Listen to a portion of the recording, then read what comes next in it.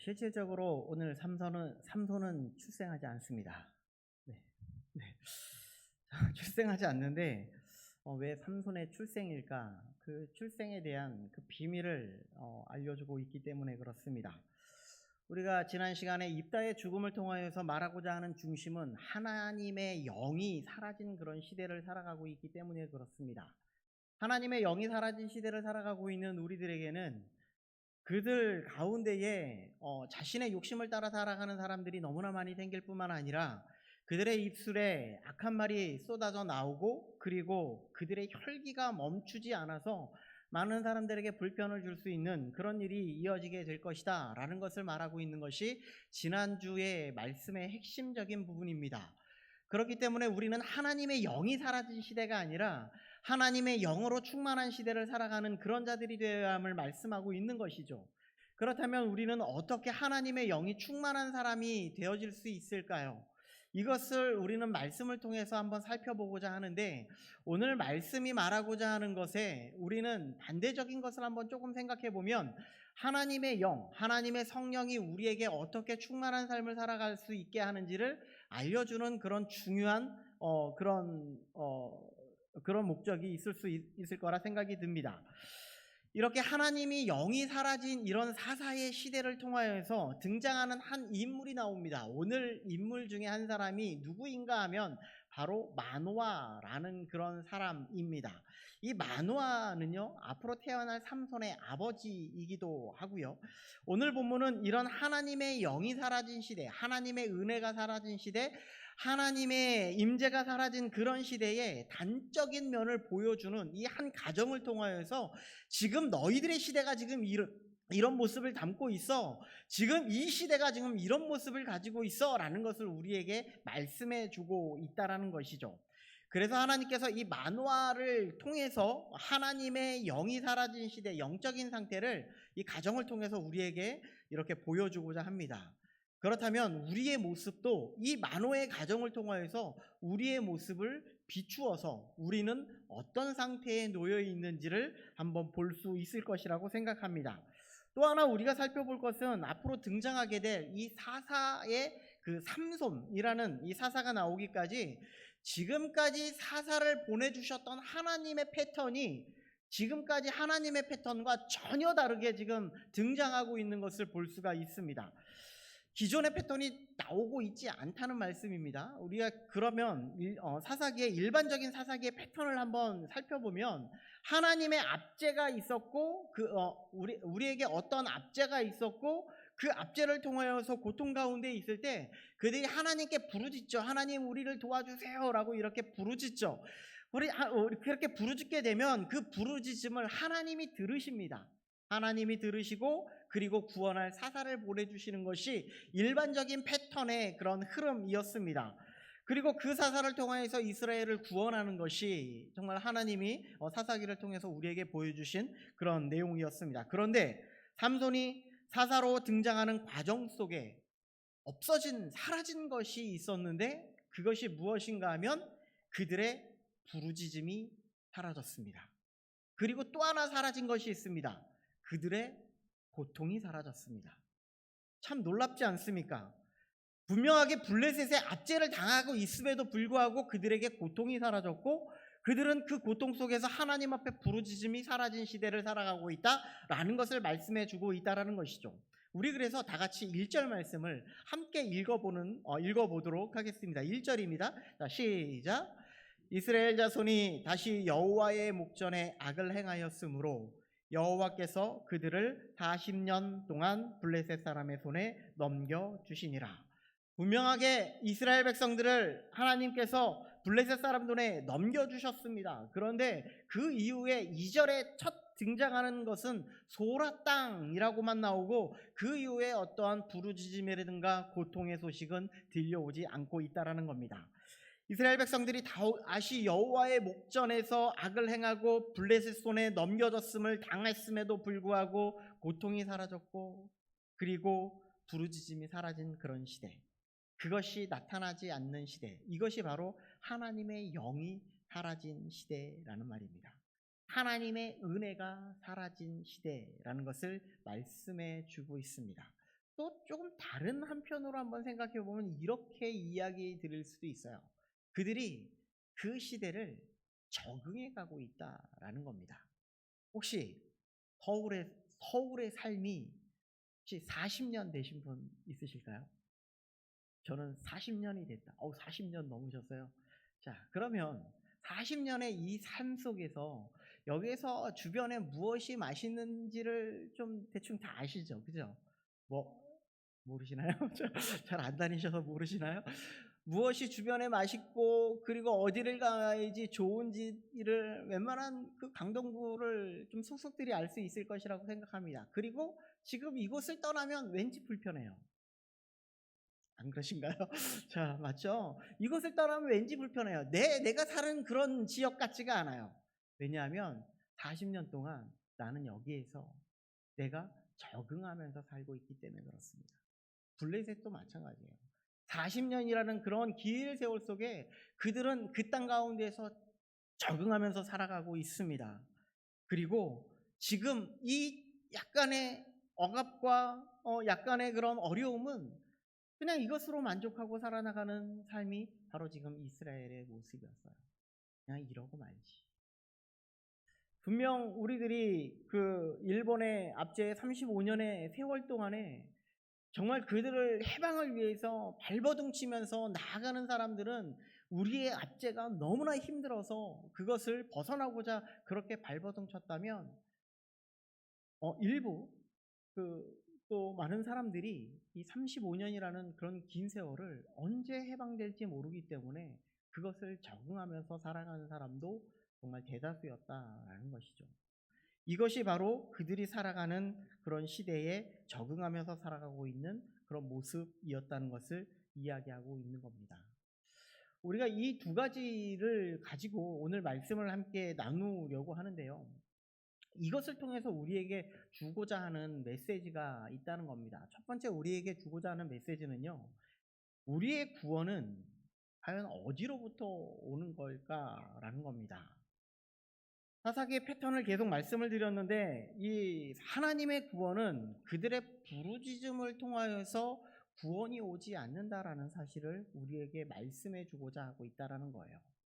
사사기의 패턴이 지금까지 계속해서 하나님께 부르짖고 하나님은 사사를 보내주셔서 그들을 구원해 주시는 그런 패턴을 계속 이어가고 있음에도 불구하고 지금 사사기 13장에 들어서서는 그들의 부르짖음도 사라졌고 그들의 고통도 사라지는 그런 일이 발생되었다는 것이죠.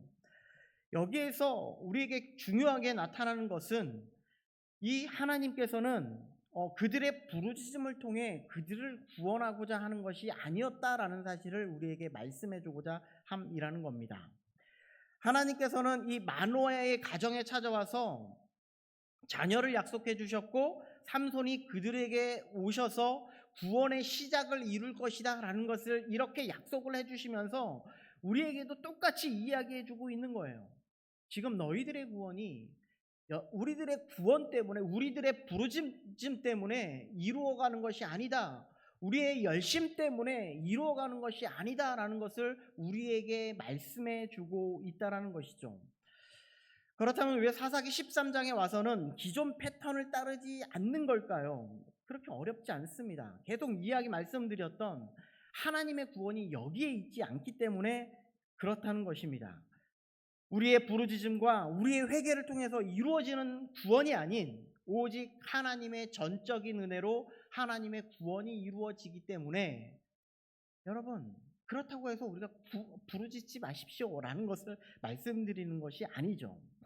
지금 현재 마노아의 가정을 보면 불임의 가정이라는 사실을 우리는 볼 수 있습니다. 그럼에도 불구하고 마노아와 그의 아내는 아기를 달라고 하나님께 부르짖지 않았다는 거예요.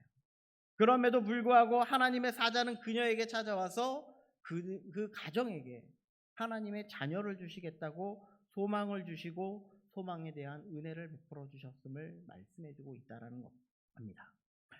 이스라엘 백성들이 애굽의 노예로 있을 때를 한번 생각해 보시기 바랍니다. 출애굽기 2장 24절 말씀에 보니까 하나님이 그들의 고통 소리를 들으셨어요. 그런데 그 들으시고 난 다음에 하나님이 무엇이라고 말씀하고 있냐면 하나님이 아브라함과 이삭과 야곱에게 세운 그의 언약을 기억하셨다라고 이렇게 이야기하고 있습니다. 하나님께서 이스라엘 백성들이 애굽으로부터 고통당하는 그런 모습을 보았어요. 그리고 그의 소리를 들었어요. 그런데 그들을 구원해 주시기로 작정한 것은 무엇 때문이었냐면 아브라함과 야곱과 이삭에게 약속하신 그 약속 때문에 그들을 구원하기로 작정하셨다라는 것을 말씀해 주고 있다는 것이죠. 이것이 하나님이 우리에게 베풀어 주신 은혜라는 말씀입니다. 그들의 탄식도 있었고 부르짖음도 있었고 고통 소리도 분명히 있었음에도 불구하고 그것 때문에 내가 너희를 구원하지 않아 라고 말씀하고 있는 겁니다. 인간적인 부르짖음이나 고통 때문이 아니라 하나님의 자비하심과 긍휼 때문에 내가 너희를 사랑하는 그 사랑 때문에 내가 너희를 구원하는 거야. 이것을 말씀해주고 있다라는 말씀이시죠. 우리가 너무나 잘 알고 있는 에베소서 1장 4절 말씀 너무나 잘 알고 있죠. 곧 창세전에 그리스도 안에서 우리를 택하사 우리로 사랑 안에서 그 앞에 거룩하고 흠이 없게 하시려고 라고 말씀하고 있습니다. 하나님께서는 우리를 이전부터 창세 전부터 우리를 이미 선택하셨기 때문에 우리를 구원하신 것이지 우리의 부르짖음과 우리의 고통 때문에 우리를 구원하신 것이 아니다 말씀하고 있다는 겁니다. 우리에게 그런데 말씀하시는 것이 있어요. 거룩하고 흠이 없게 하시려고 거룩한 삶을 살아나가라고 말씀하고 있습니다. 우리를 부르셨다면 하나님이 우리를 택하셨다면 우리를 불러주셨다면 우리를 하나님의 은혜 가운데 불러주셨다면 거룩한 삶을 살아가라 이것을 말씀해주고 있다는 거예요. 그러면 우리는 어떤 거룩한 삶을 살아갈 수 있을까요? 우리는 어떤 거룩한 삶으로 나아갈 수 있을까요? 우리는 그것을 그 두 번째 단락으로 볼 내용을 통하여서 한번 살펴보고자 합니다. 우리가 두 번째로 볼 만화의 가정은요, 이 가정을 통해서 우리는 영적인 우리 그 눈을 우리는 살펴볼 수 있어야 됩니다. 만호의 가정을 이렇게 소개하고 있습니다. 2절 말씀을 우리 함께 보도록 하겠습니다. 2절입니다. 자, 시작. 소라 땅에 단지파의 가족 중에 마누아라 이름하는 자가 있더라. 그의 아내가 임신하지 못함으로 출산하지 못하더니 마누아에 대해서 이렇게 시작하고 있습니다. 소라 땅 단지파의 가족이라고 이야기하고 있는데 소라 땅은요 블레셋 바로 옆 동네입니다. 인접해 있는 곳이 바로 이 소라 땅이었습니다. 그러니까 소라 땅 이 단지파의 가족을 통하여서 이 블레셋으로부터 구원을 이루고자 하는 하나님의 뜻이 계시다라는 것을 말씀해주고 있습니다. 자, 먼저 하나님께서는 마누아라는 사람을 택해 주셨습니다. 그럼 마누아 어떤 의미를 담고 있을까요? 마누아의 의미는요, 바로 안식이라는 의미입니다. 안식처라는 의미가 바로 이 마누아라는 의미 속에 담겨진 그런 이름이었습니다. 그런데 문제는 지금 이스라엘 민족에 누구에게 압제를 당하고 있다고요? 블레셋. 아시죠? 자, 블레셋에 압제를 당하고 있습니다. 블레셋에 압제를 당하고 있는데 그들 가운데 안식이 있었을까요? 없었을까요? 없었습니다. 아시죠? 자, 없었습니다. 안식이 없습니다. 그런데 더 큰 문제는 이스라엘 가운데 블레셋 압제 가운데 있는 것에 너무나 익숙해서 그들이 하나님을 향한 갈망조차 사라졌다는 거예요. 하나님에 대한 부르짖음조차 사라진 그 시대를 살아가고 있다 말씀하고 있는 것이죠. 조금 전에도 말씀드렸지만 마노아의 상태는 불임의 상태에 있음에도 불구하고 그에게 하나님의 자녀를 달라고 그런 부르짖음조차 없었다는 거예요. 너무나 익숙해져서 그냥 이것이 너무나 편해서 나는 이것이 좋사오니 그냥 이렇게 살겠습니다 라는 것이 그의 입장이었다는 것이죠. 전혀 기도할 마음조차 없고 그 시대가 그런 시대가 되었으니 나는 이 시대를 적응하면서 살아가겠습니다 라고 고백하고 있는 거죠. 또 한 사람이 나옵니다. 어떤 사람이 나올까요? 2절 후반절에 보니까 그의 아내가 임신하지 못함으로 출산하지 못하더니 라고 말하고 있습니다. 마누아라는 인물이 등장하는가 하면 아무런 이름도 없는 그 마누아의 어, 아내가 등장하고 있는 것을 볼 수가 있습니다. 그의 상태는 임신도 못하고 자녀도 없는 자였습니다. 지금 마노아의 가정에 자녀가 없는 이 상태는 지금 겪고 있는 이스라엘 상태를 그대로 보여주고 있는 것이고요.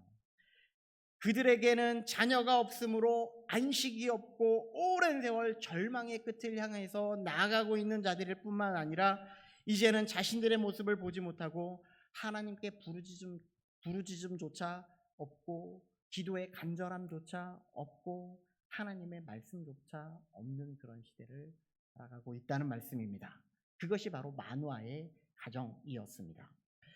이 말 좀 달리 표현해 보겠습니다. 이스라엘을 대표하는 가정에 마노아의 가정을 말하고 있고 그 가정에 하나님에 대한 기도가 사라졌을 뿐만 아니라 하나님의 말씀이 사라진 시대, 하나님의 말씀이 들려지지 않는 시대를 지금 살아가고 있다는 거예요. 이런 시대에 놀라운 일이 생기는데 바로 3절에 하나님의 말씀이 드디어 이 가정에 들려지기 시작합니다. 3절을 보니까요, 여호와의 사자가 그 여인에게 나타나서라고 말씀하시죠. 일반적으로 하나님의 말씀이 누구에게 나타나야 정상일까요? 일반적으로 구약적인 관점으로 보았을 때 하나님의 말씀이 누구에게 나타나야지 정상일까요? 남편일까요? 아내일까요? 퀴즈입니다. 자, 누구예요? 남편일까요? 아내일까요? 남편이죠. 구약시대의 관점으로 그 하나님의 말씀은 남편에게 나타나야 됨에도 불구하고 누구에게 지금 말씀이 나타나고 있냐면 마누아의 아내에게 나타나고 있다라고 말씀해주고 있습니다. 흔히 창세기의 사건을 보면요, 아브라함에게 나타나셔서 하나님께서는 너는 본토 친척 아비 집을 떠나 내가 지시할 땅으로 가라고 말씀하시죠. 뿐만 아니라 아브라함에게 오셔서 약속의 자녀를 주시겠다고 말씀하십니다. 그리고 그를 많은 그 바닥 바깥으로 이렇게 데리고 나가서 하늘의 무별을 봐라, 바다의 모래를 봐라 이러면서 너의 자손이 이같이 셀 수 없이 많게 해주시겠다라는 것이 지금 하나님의 약속의 말씀이라는 거예요. 이것이 누구에게 나타났냐? 바로 아브라함에게, 남편에게 나타났다라는 거예요. 그래서 이 에베소서 5장에도 보면요, 에베소서에도 보면은 정말 중요한 말씀이 많이 나오죠. 이 가정의 그 남편은 아내의 머리이고, 그리고 교회는 그리스도의 머리다라고 이렇게 이야기하고 있는 것처럼 이 남편은 이 가정에서 이 하나님의 신앙의 중심을 가져가야 될 그런 중심이 되어야 한다라는 것을 말씀해주고 있습니다. 그렇다면 이게 제가 아까 뭘 잠깐 이렇게 찾아보다가 담임 목사님이 그 차별금지법에 대해서 많이 이야기하셨잖아요. 그래서 차별금지법이 통과됐을 때의 이런 모습들 이렇게 해가지고 영상이 한 1분짜리가 이렇게 나타나는 것을 봤는데요. 이런 내용이 있었습니다. 자, 교회에서 말씀을 전합니다. 하나님 아버지의 말씀을 하나님 아버지 뭐 이렇게 기도를 했다고 해요. 그랬는데 죄송합니다. 제가 실수했습니다. 이렇게 할 수밖에 없다는 거예요. 왜냐? 아버지라고 했기 때문에 그렇다는 거예요. 하나님 아버지라고 했으니까 하나님 어머니도 있지 않겠느냐? 이런 의중인 거예요. 그러니까 차별금지법 뭐 지금은 그 시간이 아니기 때문에 뭐 길게 말씀드릴 수는 없지만 항상 우리의 중심은 뭐냐면 하나님, 이 가정 속에 남편이 중심이 되어서 그에게 말씀이 전해지고 있다라는 것을 말씀해주고 있다는 것이죠. 그런데 지금 하나님의 사자가 누구에게 오셔서 약속의 말씀을 주시고 계십니까? 마노아의 아내에게 전해주는데 4절에 보니까요, 그러므로 너는 삼과 포도주와 독주를 마시지 말며 어떤 부정한 것도 먹지 말라라고 이렇게 말씀합니다. 우리가 볼 수 있는 것은요, 이스라엘의 영적으로 깨어 있어야 할 머리인 마노아가 깨어 있지 못함으로 하나님의 말씀이 이름도 없는 아내에게 지금 전해지고 있음을 이야기하고 있는 겁니다. 이 말씀은요, 지금 이스라엘이 하나님의 말씀을 받을 만한 리더자가 없을 뿐만 아니라, 그래서 그들에게 진정한 리더자가 필요한데 지금 앞으로 계속해서 보게 될 앞으로 그 왕정 시대를 지금 하나의 장면으로 지금 모티브로 지금 보여주고 있는 장면이다라고 볼 수 있다는 겁니다. 그러니까 지금 아무런 우리의 진정한 그 왕은 하나님이시지만 그들이 이 모습을 통하여서 그들을 대표할 이끌어갈 왕이 필요하다라고 요구할 시대가 올 것이다라는 것을 보여주고 있다라는 것이죠. 그렇다면 마노아의 아내에게서 하나님의 사자는 무엇을 말씀하셨냐면 세 가지를 지금 약속했는데 첫 번째는요. 지금 아내가 지켜야 될 것을 말씀해주고 있는 겁니다. 첫 번째는 포도주와 독주를 마시지 말라라는 것이 첫 번째고요. 두 번째, 어떠한 부정한 것도 먹지 말라라고 이렇게 이해합니다. 왜 이런 명령을 하고 있을까요? 우리 5절 말씀을 우리 함께 보도록 하겠습니다. 5절입니다. 자, 시작. 보라, 내가 임신하여 아들을 낳으리니 그의 머리에 삭도를 대지 말라. 이 아이는 태에서 나옴으로부터 하나님께 바쳐진 나실인이 됨이라. 그가 블레셋 사람의 손에서 이스라엘을 구원하기 시작하리라 하시니. 아멘. 지금 마노아의 아내에게 명령한 것이 세 가지가 있는데 포도주와 독주를 마시지 말라. 그리고 두 번째로는 어떠한 부정한 것도 먹지 말라. 그리고 그 아이를 낳으면 그 머리에 삭도를 대지 말라. 이 세 가지를 지금 명령하고 있고 이것을 명령하고 있는 이유 중에 하나는 무엇이냐면 그는 하나님께 바쳐진 나실인이기 때문이다 라는 것이 주된 요인입니다. 이 나실인을 통해서 하나님께서 무엇을 지금 이루시고자 하고 있는 건가 하면 이스라엘을 구원하기 시작했다라는 겁니다. 지금 여러분들의 삼손의 기사를 아마 머릿속에 한번 돌아보시면 삼손이 블레셋으로부터 구원을 했나요? 안 했어요. 구원을 못 했어요. 그러면 그 구원이 어디서 완성이 되냐면요. 하나님이 세우신 다윗 왕을 통하여서 블레셋으로부터의 구원을 완성을 합니다. 다윗은 무엇을 말씀해 주고 있냐면요. 다윗을 통해서 예수 그리스도를 보내주시고자 하는 하나님의 뜻이 계시다라는 것을 말씀해 주고 있고요. 이것을 통해서 예수 그리스도만이 우리에게 진정한 왕이라는 사실을 계속 말씀해 주고 있는 거죠. 이게 왕정시대로 이어지고 그리고 왕정시대로부터 우리는 예수 그리스도로 이어지는 놀라우신 하나님의 구원의 역사가 이 가운데에 숨겨져 있음을 우리에게 말씀해 주고 있는 거예요. 여기를 통해서 우리에게 말씀해 주는 것은 우리는 이 지금 말씀을 사사기를 보고 있지만 누구를 바라볼 수 있어야 되냐면 예수 그리스도를 바라볼 수 있어야 된다는 것을 이야기해 주고 있는 것이죠. 자, 그런데 이 그럼 나실인이 되게 중요한 부분인데요. 나실인이 과연 무엇일까요? 나실인은요, 구별된 자라는 뜻입니다. 구별된 자, 헌신된 자라는 의미를 가지고 있는데 민수기 6장에 이 나실인에 대한 선의 내용이 있는데 그 세 가지가 나오고 있습니다. 첫 번째는요, 포도주와 독주를 마시지 말라. 두 번째가 삭도를 머리에 대지 말라. 그런데 이 두 가지가 지금 마노아의 아내에게 이야기한 것 그대로 지금 나오고 있고요. 셋째는 무엇인가 하면 시체를 가까이 하지 말라라는 겁니다. 자, 여기에서 우리가 특별히 구별되어지는 나실인, 헌신되어지는 이 나실인은 우리에게 무엇을 말하고 있냐면요. 거룩한 삶으로의 초대라는 겁니다. 우리 보고 나실인입니다 라는 것을 이야기하지는 않아요. 그런데 우리에게 무엇을 이야기하고 있냐면요. 우리들도 하나님께서 말씀하시는데 너희는 택하신 족속이요 왕같은 제사장이요 거룩한 나라요 그의 소유된 백성이다 라고 이렇게 이야기하죠. 우리들도 하나님께서 택하신 백성이고 하나님께서 우리를 불러내어서 거룩한 백성으로서 살아갈 것을 이야기하고 있는 것이 지금 이 나실인을 통해서 우리가 발견할 수 있는 내용이다라는 것을 이야기하고 있다는 거예요. 자, 그렇다면 우리들은 거룩한 삶이라는 것, 우리가 거룩한 삶, 구별되어지는 삶은 어떤 삶으로 나아가는 것이 합당할까요? 무엇이 거룩한 삶으로 나아가는 것일까요? 저는 이것을 조금 다른 말로 이렇게 표현해 볼 수 있을 것이라고 생각합니다. 나는 이 세상에서 어떤 존재로 살아갈 것인가? 나는 이 세상에서 어떤 존재로 살아갈 것인가? 이것을 우리는 생각해 볼 수 있어야 된다는 거예요. 우리들은 어떻게 이 세상에서 살아가고 있습니까? 조금 어려운 이야기일 수 있지만 나시린의 법 중에 포도주나 독주를 마시지 말라라는 이런 내용이 우리에게 술을 마시지 마십시오라는 이야기를 하는 것은 아닐 겁니다.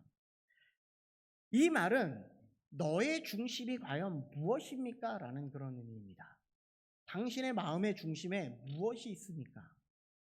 자, 우리 에베소서 5장 18절의 말씀해 보니까 술 취하지 말라 이는 방탕한 것이니 오직 성령의 충만을 받으라 라고 이렇게 말하고 있는데, 이것은 다른 말로 하면요, 우리는 술로 살아가는 존재가 아니라 성령으로 살아가는 존재입니다. 이 말씀을 하고 있는 거예요. 우리 한번 에베소서 5장을 한번 딱 펼쳐서 한번 살펴보는 시간을 좀 가졌으면 좋겠는데요. 자, 에베소서 5장입니다.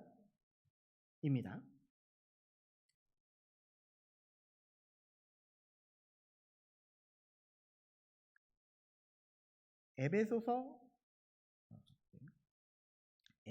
5장 15절부터 21절. 자, 신약 성경 315면에 있는데요.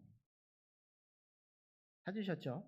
자, 이렇게 보시면 됩니다. 자, 우리는 15절에 보니까 오직 지혜 있는 자 같이 하여 라고 말하는데, 우리는 지혜로운 삶은 과연 무엇입니까? 라고 이렇게 물어보고 있어요. 그러면서 무엇을 이야기하냐면 18절에 술 취하지 말라 이는 방탕한 것이니 오직 성령의 충만을 받으라. 지혜로운 삶은요, 성령의 충만한 삶으로 살아가는 것이다 라고 말하고 있을 뿐만 아니라, 그런 성령의 충만한 삶을 통해서 우리는 어떤 삶을 누리며 살아갈 수 있는가를 이야기하고 있냐면 19절에 시와 찬송과 신령한 노래로 서로 화답하며 너희의 마음으로 주께 노래하며 찬송하며. 이것은 무엇을 말하고 있냐면요, 예배의 삶으로 살아가게 되어 있다 라고 말하고 있고, 서로 화답하며 교제의 삶으로 살아가고 있다 라고 말하고 있을 뿐만 아니라 20절에 범사에 우리 주 예수 그리스도의 이름으로 항상 하나님 아버지께 감사의 생활을 하고 있다라고 이렇게 이야기합니다. 우리가 성령 충만한 삶, 우리가 거룩으로 나아가는 그런 삶 속에서는요, 무슨 삶이 되어져야 되냐면요, 예배의 삶과 교제의 삶과 그리고 감사의 삶이 넘쳐나게 되어 있다. 이것으로 말미암아 우리에게 벌어지는 것이 있는데 바로 21절에 있습니다. 그리스도를 경외함으로 피차 복종하게 되어 있다는 겁니다. 하나님 앞에 경외함으로, 하나님을 우리가 경외하는 그런 삶을 통하여서 내 자신을 드러내는 그런 삶을 살아나가는 것이 아니라 내 자신을 죽이고 하나님의 뜻을 드러내는 그런 삶을 살아가게 되어 있다 말씀하고 있다는 것이죠. 복종의 삶을 살아가고 있다라는 겁니다. 이것이 성령으로 살아가는 삶임을 우리에게 말씀해 주고 있다는 것이죠. 교육자 모임을 가지면서 제가 이렇게 고린도전서 12장에 있는 말씀을 이렇게 쭉 나누면서 이런 이야기를 했습니다. 우리에게 여러 가지 은사를 주셨다고 말씀하셨는데, 그런데 그 은사는 무엇을 통해서 그것이 우리가 얻어지는가? 그 무엇을 통해서 우리가 은혜를 받는가? 성령을 통해서. 성령을 통해서 우리가 지혜의 말씀을, 성령을 통해서 지식의 말씀을, 성령을 통해서 우리에게 믿음을, 성령을 통해서 우리가 섬김을, 이것을 우리에게 주시고 계시다 이렇게 말씀하고 있다라는 거예요. 그런데 이 성령이라고 해서 성령 한 분으로 이야기하고 있는 것이 아니라 성부 하나님과 성자 하나님과 성령 하나님의 삼위 하나님이 우리 가운데 이런 은혜를 통하여서 우리가 이런 은혜를 누릴 수 있다, 이것을 말씀해주고 있다라는 것이죠. 마노아의 아내를 통해서 두 가지를 구별하는 것은 성령으로 구별된 삶을 살아라 이렇게 이야기하고 있는 거예요. 또한 하나님의 말씀이 들려져야 함을 우리들에게 말씀하고 있는 거죠. 그래서 마노아가 이야기하죠. 8절에 보니까 마노아가 여호와께 기도하여 이르되 주여 구하옵나니 주께서 보내셨던 하나님의 사람을 우리에게 다시 오게 하사 우리가 그 낳을 아이에게 어떻게 행할지를 우리에게 가르치소서. 나도 하나님의 뜻을 알기를 원합니다. 우리는요, 하나님 앞에 간구하고 하나님의 말씀을 구하는 그런 기도를 통하여서 우리는 하나님의 뜻을 발견할 수 있고, 그리고 우리의 영적으로 살아가는 그런 놀라운 일이 우리에게 발생됨을 우리에게 말씀해주고 있는 겁니다. 결국은 마노아도 하나님의 뜻을 알게 되었고요. 그 뜻 가운데에서 살아가게 되었음을 이야기하고 있는 것이죠. 우리는 무엇으로 살아가고 있습니까? 어떤 존재로 이 땅 가운데 살아가고 있습니까? 어떻게 보면 말씀이 정말 하나님의 말씀이 정말 홍수처럼 쏟아지는 이 시대를 살아가고 있는 우리에게 정말 진짜 우리 가운데에 하나님의 복음이, 하나님의 말씀이 우리에게 들려지고 우리의 마음속에 남아서 예수 그리스도로 살아가는 우리가 우리의 존재가 되고 있는가를 우리는 생각해 볼 수 있어야 됩니다. 그리고 우리는 하나님 앞에 기도하는 그런 기도가 사라지지 않는 그런 존재인가라는 것을 우리는 돌아볼 수 있어야 됩니다. 하나님의 말씀이 사라지지 아니하고 기도가 사라지지 않은 이런 시대가 아직까지는 우리에게 소망이 있고 이것을 통해서 하나님의 역사가 이루어진다는 사실을 우리는 기억할 수 있어야 된다는 겁니다. 그래서 우리는 영적으로 깨어서 성령이 우리 안에 거할 뿐만 아니라 성령의 충만함으로 예배가 살아나고 교제가 살아나고 그리고 감사가 살아나서 하나님 앞에 경외함으로 피차 복종의 삶을 살아갈 수 있는 우리가 되어야 함을 말씀하고 있다는 겁니다. 우리의 모든 삶 속에서 그런 성령의 충만함으로 말미암아 하나님의 영으로 말미암아 우리가 주님을 경외하여서 피차 복종할 수 있는 우리 모든 삶이 되기를 주님의 이름으로 축복합니다.